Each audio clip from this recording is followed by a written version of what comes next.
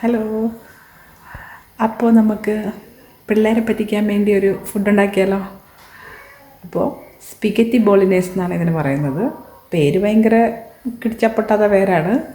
അപ്പോൾ നമുക്കതിന് വേണ്ടത് മീറ്റ് ബോൾസും കുറച്ച് പാസ്ത ആണ് വേണ്ടത്. അപ്പോൾ നമുക്ക് എങ്ങനെ ഉണ്ടാക്കാൻ നോക്കാം. സിമ്പിൾ തട്ടിക്കൂട്ടാണ്.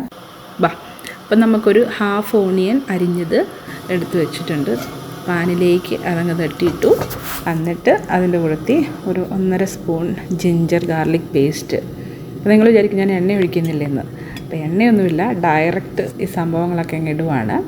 എന്നിട്ട് നമ്മളതിനകത്തേക്ക് മിൻസ് ബീഫ് മേടിച്ചത് കഴുകി വെച്ചതാണ്, അതങ്ങ് എടുത്തിട്ടു. എന്നിട്ട് പിന്നെ അതെല്ലാം കൂടെ ഒന്ന് മിക്സ് ചെയ്ത് കഴിഞ്ഞ് കഴിയുമ്പോൾ നമുക്ക് എരിവിനായിട്ട് ഒറ്റ പച്ചമുളക്, ഇവിടുത്തെ പിള്ളേരാണെങ്കിൽ എരിവിട്ട് കഴിഞ്ഞാൽ അധികം കഴിക്കില്ല, അപ്പം പച്ചമുളക് കിട്ടും. അപ്പോൾ അതിൻ്റെ സൈഡിൽ നമുക്ക് കെറ്റിൽ തിളപ്പിച്ച് വെള്ളത്തിൽ അത് ഞാൻ പാസ്ത അങ്ങിട്ട് വേവിക്കുവാണ് സൈഡിൽ. അപ്പോൾ പാസ്ത ഇടുന്നതിന് മുമ്പ് ആ വെള്ളത്തിലേക്ക് സ്വല്പം ഓയിൽ ഞാൻ ഒഴിക്കും കേട്ടോ, ശകലം ഉപ്പും. അപ്പോൾ അതെന്തിനാണെന്ന് വെച്ചാൽ പാസ്ത ഒട്ടിപ്പിടിക്കാതിരിക്കാൻ വേണ്ടിയാണേ. പാസ്തയിൽ കോൺസെൻട്രേറ്റ് ചെയ്യുമ്പോൾ നമ്മുടെ ബീഫിലൊന്ന് ഇളക്കി കൊടുക്കണം, ഇല്ലെങ്കിൽ അത് കരിഞ്ഞു പോവേ. അപ്പം ബോ പോലത്തെ പാസ്തയാണ് ഞാൻ മേടിച്ചിരിക്കുന്നത്. അതൊക്കെ ഉണ്ടോ 10 മിനിറ്റ് എഴുതിയിട്ടുണ്ട് അത് കുക്ക് ചെയ്യാൻ.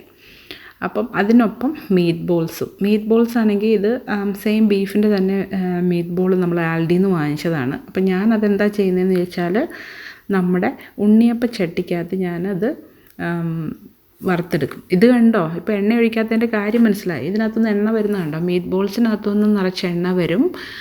അപ്പം അതുകൊണ്ടാണ് ഞാൻ എണ്ണ ഒഴിക്കാഞ്ഞത്. അപ്പം മീറ്റ് ബോൾസ് 2 സൈഡും അങ്ങോട്ടും ഇങ്ങോട്ടും തിരിച്ചിട്ട് മറിച്ചിട്ടൊന്ന് കുക്ക് ചെയ്യും, കാരണം അതിൻ്റെ ഷേപ്പ് ഒന്ന് പോകാണ്ടിരിക്കാൻ വേണ്ടിയാണ് അതിനകത്തിട്ടത്.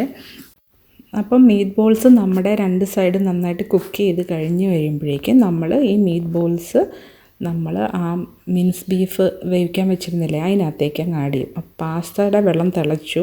അപ്പോൾ അതിനകത്തേക്ക് നമുക്ക് പാസ്ത ഇടാം. പാസ്ത ഇട്ട് കഴിഞ്ഞ് ഒരു 10 മിനിറ്റ് ആ സമയത്ത് നമ്മുടെ മീറ്റ് ബോൾസിൽ നമുക്ക് കോൺസെൻട്രേറ്റ് ചെയ്യാം. അപ്പോൾ ഇനി സോസുകൾ ആഡ് ചെയ്യുന്ന സമയമാണ്. ഞാൻ പെരി പെരി സോസാണ് ആഡ് ചെയ്യുന്നത്. പിന്നെ ഇച്ചിരി റെഡ് ഹോട്ട്, പിന്നെ നമ്മുടെ കുറച്ച് ചീസ് ക്രീമർ, പിന്നെ ടൊമാറ്റോ സോസ്. കൈ കിട്ടിയ സോസ് എല്ലാം അങ്ങ് ഇടുക, അത്രേ ഉള്ളൂ കാര്യം.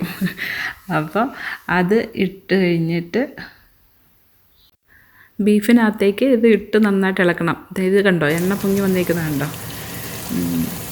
അപ്പം ഒരു പാകത്തിന്, പ്രത്യേകിച്ച് അളവൊന്നുമില്ല, ഒരു ഏകദേശം ക്രീമർ ഇച്ചിരി കൂടുതലിട്ട് കഴിഞ്ഞാൽ നല്ല തിക്കായിട്ട് കിട്ടുമേ. അതുകൊണ്ടാണ് ഞാനത് കാർബണേരയുടെ ക്രീമാണത്.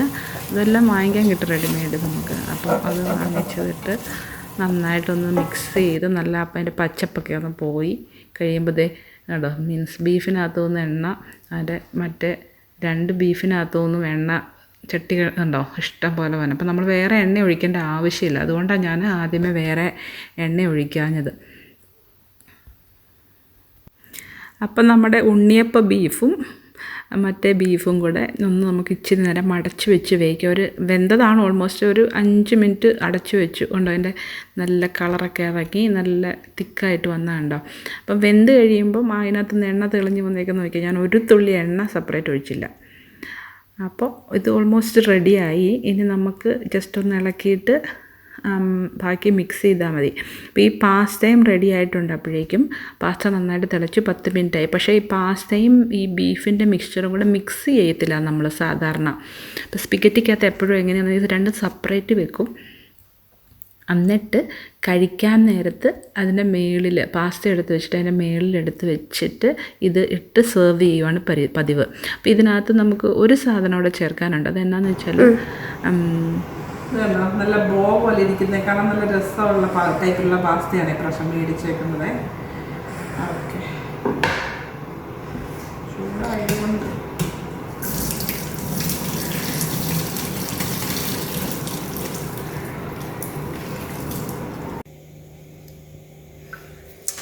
ഇത് ഇറ്റാലിയൻ ഹെർബ്സാണ്, നമുക്കിങ്ങനെ വാങ്ങിക്കാൻ കിട്ടും ഇവിടെ.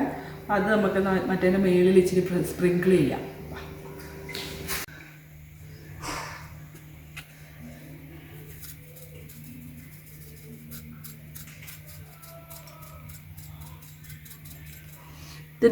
ഇതിട്ട് കഴിയുമ്പോൾ നല്ലൊരു ഇറ്റാലിയൻ നല്ലൊരു ഫ്ലേവർ വരും കേട്ടോ. നല്ലൊരു സ്മെല്ലാണ് ഇതിന്.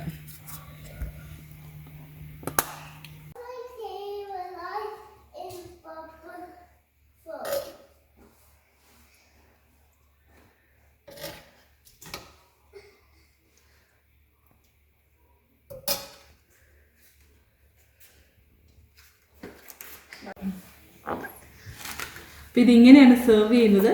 അപ്പോൾ നമ്മൾ എന്നിട്ട് കഴിക്കുമ്പോൾ ഇങ്ങനെ മിക്സ് ചെയ്തിട്ട് കഴിക്കണം. അപ്പം ഒന്ന് കഴിച്ചു നോക്കട്ടെ.